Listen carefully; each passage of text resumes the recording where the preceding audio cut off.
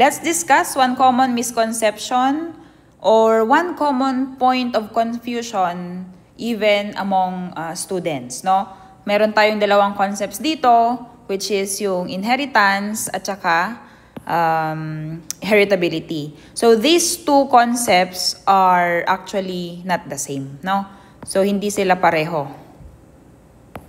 They are not the same. They differ. Although both of these concepts involve genetics. Pag sinabi nating inheritance, individual siya, individual level. What is passed down, individual by individual. This refers to what an individual animal gets from its parents, no? Pag sinabi nating heritability, this is population level statistic. Ibig sabihin, it tells us how much of the observed variation in a particular trait ay dahil sa additive genetic variance.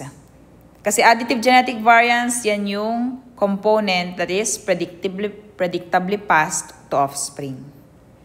Again, heritability is not about what percentage of an individual's trait is genetic, but rather, it is the portion of the observed differences that is due to genetics or additive genetic differences. So for example, meron tayong na-compute na heritability value na 0.8. Halimbawa, ang trait natin ay milk yield sa ating mga dairy cows. Now, let's interpret ano ibig sabihin ng heritability na 0.8.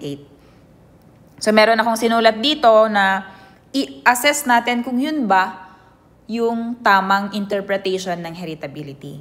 So we have here, is it 80% of the trait is inherited? This is wrong. Kung ito yung definition mo or interpretation mo ng heritability equals 0.8, this is wrong. Kasi ang ibig sabihin kapag ito yung interpretation na ginamit mo, parang sinasabi mo na 80% of the trait is genetic, which should not be, di ba? Another, kasi ito individual ang tinutukoy niyan, individual trait. Another interpretation, sabi, the cow's milk yield is 80% due to genes and 20% due to environment, which is again incorrect because heritability does not apply to the cow alone, yung isang cow mismo. Heritability is a characteristic of individuals in a population, hindi yung iisang individual lang.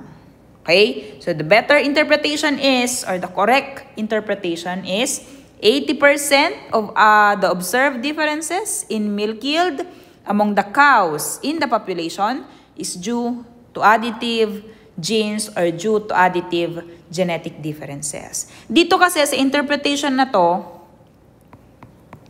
population. Characteristic siya ng population.